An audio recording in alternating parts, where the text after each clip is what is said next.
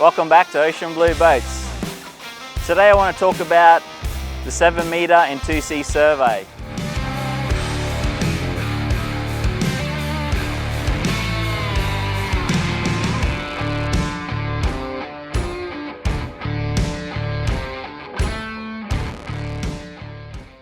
Welcome on board the 7 metre.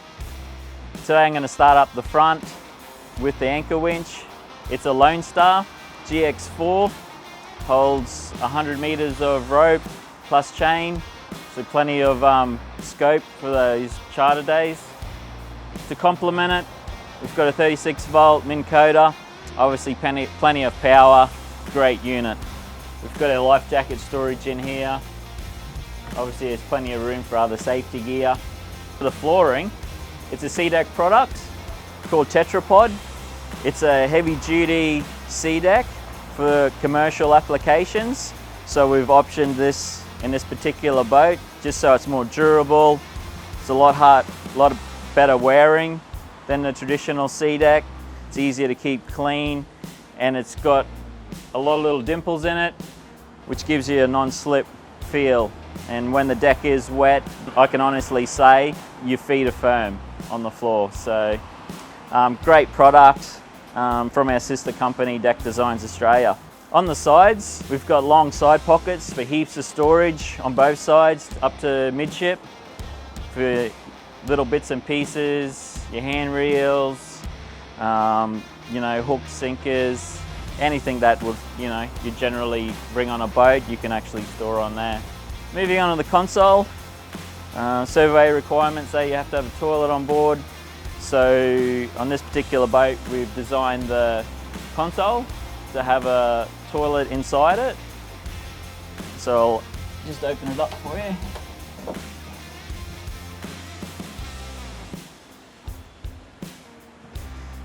So inside here, we've obviously got the toilet.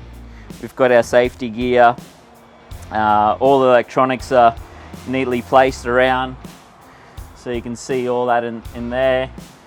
We do have a drop-down curtain, just to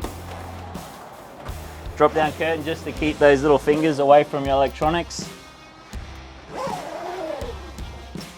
and it just makes the whole place a lot neater.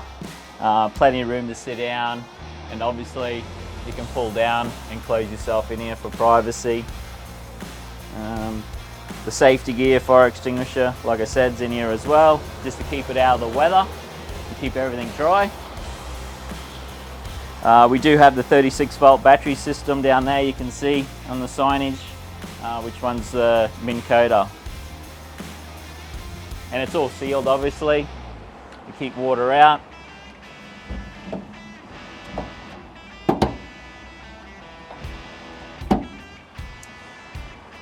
We got storage up here for your lures.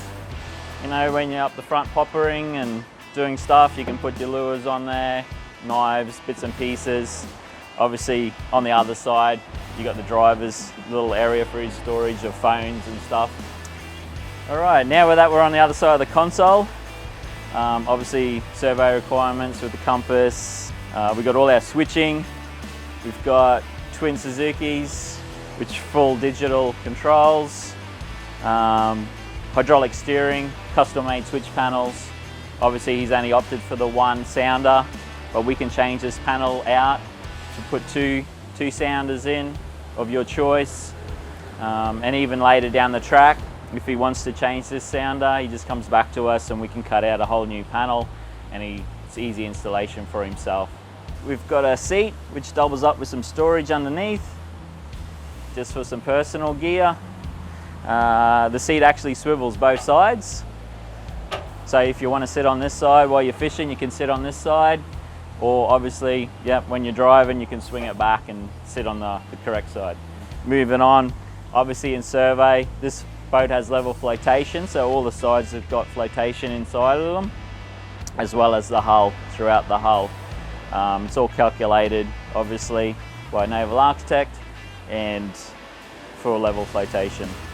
We've got a esky that slides in and out, and it's got another cushion on top that two people can sit on. They can move it back to this position. against the batteries, and 2 more people can sit on that. We do have fuel fillers in the floor just for ease of filling, because we know what it's like when you do have gunnel fills. Sometimes it takes a long time to actually fuel your tanks up for the airlocks. So we've opted to put the fuel fillers straight in the deck. Yes, you've got to climb into the boat, but you don't have that issue of airlocks when you're trying to fill your tanks up. And being a commercial application, obviously time is money, and you want your tanks to be filled at the servo as quick as possible. Well, if we move back to the back of the transom now, we do have battery isolators. All the switches are in there for emergency power, port, starboard engine and house. Obviously everything's labelled due to survey requirements. We do have obviously the batteries in this compartment down here, and then we've got a live bait tank which does have a light in it, obviously a viewing window for your customers, and a large bait board. Obviously we've got rod holders on the top here, plenty of rod holder space. Moving over to this side, we do have a transom door, so you can actually walk straight through and get to your ladder, which opens up. Obviously holds back there, so plenty of room to get through. Great steps to get up and down for clients, and just ease of moving in through the boat. Even in the water, if you're swimming or snorkeling, you've got a nice entranceway just to walk straight into the boat. Plenty of room back here, obviously, to work the boat for customers and the crew. Moving on, we might have a look at the canopy. Obviously it's a design that we've sort of stuck with. You can option for solar panels on the top, hence the design of this one. Same as our last build. Heaps of rod holders again, like I said to you earlier. A work light from Steady. All your GPSs are on top, and obviously your aerial all out of the way. We do have plenty of grab handles for holding onto, and obviously the clear screen. The clear screen, obviously when it is raining or you've got them rough days, you can actually pull that down and have some protection from the elements. Now that we're at the back of the boat, we do have a 3-step ladder, which makes it easy to get in and out of the water, for obviously on land and in water, should I say, again. As you move across, we do have live bait pickup in the middle of the boat, so when you're traveling it can pull up water, and when you're stationary it'll pump water into your live bait.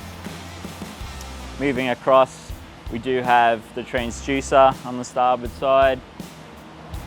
Even at 38 knots we were getting a good reading, so yeah, great unit. We do have twin 150 Suzukis, running counter rotating props, top speeds of about 38 knots with half load. There was 4 of us on there and 420 litres of fuel. No gear in there as of yet, but we think it's, you know, plenty of power for that size of boat. We do have a manual bilge pump for emergencies up here. Fuel filters are there, easy accessible for maintenance. We do have twin hydraulic steering on both engines. We opted that instead of the tie rod.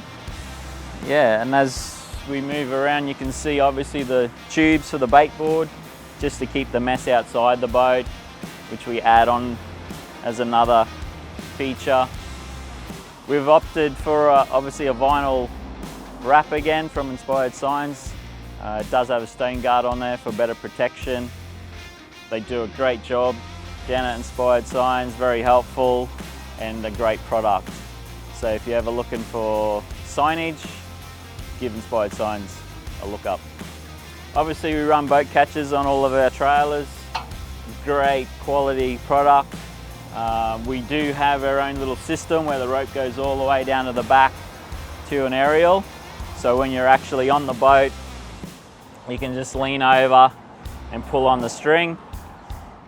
And even driving on, it drives straight up, centers within all the V-blocks, so you can see how it always wants to center itself, and then it's an ease of driving it up, hearing for the click, putting the safety chain on and driving out.